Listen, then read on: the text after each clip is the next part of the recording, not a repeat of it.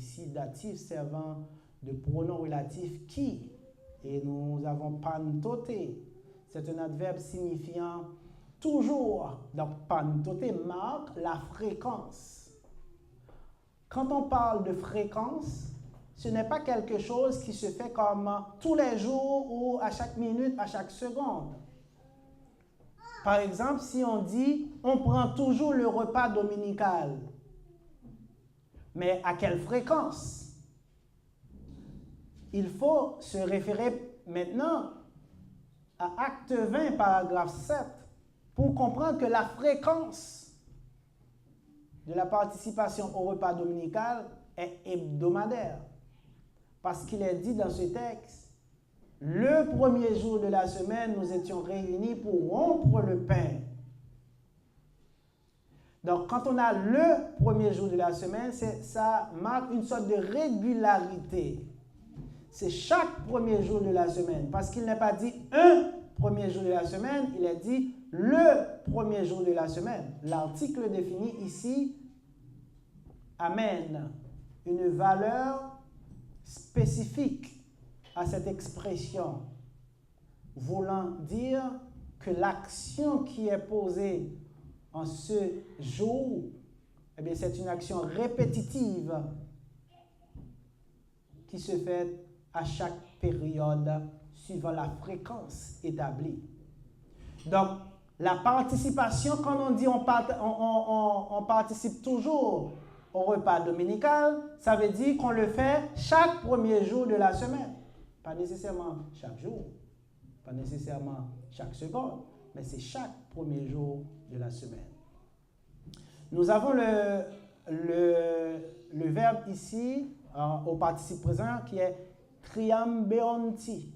Triambeonti, c'est le participe présent de triambeo, qui signifie conduire en triomphe, acclamer par des cris de joie.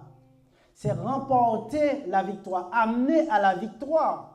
Donc, connotativement, c'est ce qu'on voit, victoire. Donc, chers amis, Dieu nous assure la victoire. En tout parce que celui qui est avec Dieu ne peut connaître la défaite. Car Dieu, il détient tout le pouvoir. Quel que soit ce que le chrétien fait, il aura victoire en restant dans la vérité. Si vous faites quelque chose qui est droit, légal, conforme à la volonté de Dieu, peu importe ce que c'est, vous aurez à coup sûr la victoire. Parce qu'aucune porte ne peut rester fermée devant la puissance de la foi de celui qui croit et qui agit par la grâce de Dieu. Aucune porte ne peut rester fermée. Et souvent, lorsque nous n'obtenons pas ce que nous demandons, ce que nous voulons, c'est parce que nous le demandons mal. Ou bien l'objectif de la demande n'est pas la gloire de Dieu, mais c'est de préférence autre chose pour satisfaire nos passions. Souvent, on demande des choses que Dieu ne nous accorde pas par amour. Parce qu'éventuellement, on peut avoir des choses qui nous éloignent de la foi, de la présence de Dieu. Dieu vous donne ce que vous pouvez contrôler. Si vous n'avez pas la capacité de le contrôler, Dieu vous aime, il ne va pas vous le donner. C'est comme votre enfant qui a comme 10 ans qui vous demande une voiture. Est-ce que vous allez lui donner une voiture, même si vous avez la capacité de lui donner 10 voitures, est-ce que vous allez lui confier une voiture? C'est non, parce qu'il n'a pas encore la capacité de gérer, de conduire une voiture. Dieu le fait pareil parce qu'il nous aime. Il faut avoir la possibilité de pouvoir gérer ce qu'on demande. Et il faut comprendre, chers amis, qu'il ne faut jamais être trop pressé dans la vie. Le temps est notre meilleur allié, le plus souvent. Ce qui nous paraît impossible aujourd'hui sera tout à fait possible demain. lorsque Dieu l'aura décidé. Parce qu'il décide un jour pour répondre, pour délivrer chaque personne. Il faut attendre ce jour de délivrance. Si vous n'êtes pas encore délivré, si vous n'avez pas encore ce que vous cherchez, ce que vous demandez, il faut tout simplement savoir que ce n'est pas encore le moment. À ce moment, il faut persévérer. Il ne faut pas abandonner. Parce que la chose la plus facile qui existe dans le monde, c'est d'abandonner. Beaucoup de gens abandonnent. Certains abandonnent même avant d'avoir commencé. C'est facile. Parce qu'on ne veut pas sortir de la zone de confort. Le temps fixé par Dieu n'est pas encore arrivé. Et tout autant qu'on ne l'a pas, il faut continuer à persévérer, continuer à travailler, continuer à poser des actions pour pouvoir trouver ce qu'on demande. Il faut juste persévérer et garder la foi. Il arrive que souvent, lorsque vous voulez quelque chose, vous attendez quelque chose, ça fait tellement longtemps que vous l'attendez que les gens commencent à se moquer de vous. Mais ce n'est pas nouveau. Vous vous rappelez l'histoire de Noé? Noé avait commencé à prêcher la justice. Et Dieu lui a demandé de construire une arche pour sauver sa famille. Lui et sa famille. Noé a construit l'arche et continue à parler aux gens. Personne ne le croyait. Tout le monde se moquait de lui. Surtout, ce qu'il dit paraissait impossible. Mais Noé n'avait pas perdu espoir. Il avait gardé la foi parce qu'il faisait confiance à Dieu. Ce que Dieu dit peut prendre des temps, des années, mais il finira quand même par s'accomplir parce que Dieu ne ment jamais.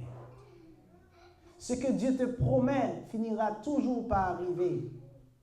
Il faut juste avoir le courage de patienter et de persévérer. Chers amis, vous n'obtiendrez rien si vous n'avez pas la capacité de patienter. Vous n'arriverez jamais à quelque chose. Et souvent, lorsque le monde qui nous entoure nous dénigre, nous rabaisse, ça a fini par avoir un effet sur nous de telle sorte que nous commençons à perdre confiance en Dieu et à perdre confiance en nous-mêmes. Et ça nous amène à lâcher, à abandonner. Il faut savoir que la persévérance est la clé du succès dans tout ce que vous faites. Vous devez vous donner le temps. C'est pourquoi nous disons que le temps est notre pire ennemi parce qu'il peut nous décourager. À force d'attendre et ne jamais voir de résultats, on peut se décourager. Mais aussi le temps peut être notre meilleur allié, notre meilleur ami, en ce sens qu'il finira toujours par vous amener le résultat escompté au moment opportun. Beaucoup de gens, malheureusement, abandonnent la seconde avant de voir leur délivrance. Ils abandonnent. Ils doutent. Et Dieu ne délivre pas ceux qui doutent. Jésus-Christ a dit, si vous avez la foi comme un grain de sénévé et que vous demandez à la montagne de se retirer, d'aller se jeter dans la mer, si vous ne doutez pas, cela est possible. Est-ce que ça veut dire que je peux aller devant une montagne et demander d'aller dans la mer? Non. Ici, le Seigneur vous montre la puissance de la foi que vous avez. Ça peut transporter des montagnes, c'est-à-dire ça peut amener des choses que vous pensiez être impossibles. Rien n'est impossible à celui qui croit. En Matthieu 24, paragraphe 13, Jésus-Christ a dit, « Celui qui persévérera jusqu'à la fin sera sauvé. » Il n'a pas dit celui qui a commencé à persévérer au début, mais qui s'est découragé, qui a lâché. Il a dit, celui qui persévérera jusqu'à la fin sera sauvé. Parce que c'est celui qui traverse la ligne d'arrivée qui aura la récompense. Ceux qui abandonnent n'ont jamais de récompense. Ce sont ceux qui ont la capacité de continuer qui bénéficieront de la victoire. Donc, ayez le courage de patienter. Ayez le courage d'aller au bout des choses. N'abandonnez pas en cours de route. Parce que la victoire est pour ceux qui sont persévérants. Chers amis, l'apôtre a dit, grâce à Dieu qui nous fait toujours triompher en Christ. Donc, ce succès dont parle l'apôtre s'explique en de nombreuses occasions par son auditoire qui est toujours de plus en plus nombreux, de plus en plus grand, de plus en plus de personnes acceptent l'Évangile, en dépit du fait que ces détracteurs essayent de décourager les gens, de diminuer sa valeur. Mais Dieu lui permet toujours d'avoir la possibilité de délivrer la parole droitement. Parce qu'il le faisait pour la gloire de Dieu et non pour ses intérêts personnels. Chers amis, lorsqu'on parle de succès, bien, on peut regarder par exemple en Néhémie 1er, paragraphe 11. Néhémie voulait avoir du succès devant le roi parce que Néhémie était comme déporté et il voulait avoir la possibilité d'entrer dans les bonnes grâces du roi. Il a prié Yahweh. En Néhémie 1er, paragraphe 11. Il a dit, donne aujourd'hui du succès à ton serviteur. Fais-lui trouver grâce devant cet homme. Et Néhémie a été nommé échanson du roi. Lorsque vous priez Yahweh pour quelque chose, vous allez l'avoir si vous croyez fermement. En hébreu, dans le texte hébreu, en Néhémie 1er 11, nous trouvons le mot rakam qui signifie succès, miséricorde, pitié. Donc souvent, Dieu vous permet d'avoir du succès auprès des gens que normalement vous n'auriez pas pu obtenir de succès. Mais si vous invitez Dieu à vous guider, il vous aidera. Donc le succès est donc la miséricorde de Dieu, chers amis, accordée aux serviteurs, c'est-à-dire la bonté de Yahweh.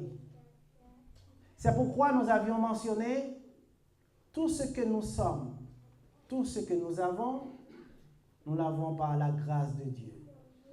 Parce que c'est Dieu qui donne, c'est Dieu qui façonne. Faisons de Yahweh nos délices et il nous donnera ce que notre cœur désire. Mais pour le faire, d'abord, il faut que Yahweh puisse savoir qui vous êtes. Il faut d'abord être inscrit dans le livre de vie. Cela est possible uniquement par l'Évangile. Christ est mort, il est enseveli, il est ressuscité, il est apparu à ses faces. Voilà le message que vous pouvez accepter pour vous donner la vie. Christ est mort pour nos péchés à la croix. Il est enseveli par deux disciples secrets, Joseph d'Arimathée et Nicodème, qui après sa mort ont dit, plus besoin de se cacher, allons demander ses dépouilles au roi pour l'inhumer. Il est apparu, il est ressuscité le troisième jour. Il va nous ressusciter au dernier jour pour la vie. Et il est apparu à ses faces pour permettre à ce que l'évangile soit accessible au monde entier. Marc 16, 15, 16. Prêchez l'évangile à toute la création. Celui qui croit, qui est baptisé sera sauvé. Celui qui ne croit pas sera condamné. Un choix est devant vous aujourd'hui. Choisir de croire pour avoir la vie ou choisir de ne pas croire, mais vous aurez la mort. Mais le choix vous appartient et les conséquences vont venir avec. Qu'il en soit ainsi pour vous. Si quelqu'un croit que Jésus-Christ, le Fils de Dieu, accepte ce message, Le moment est propice, nous avons des frères pour vous aider. Si tout le monde a déjà accepté l'évangile, c'est très bien.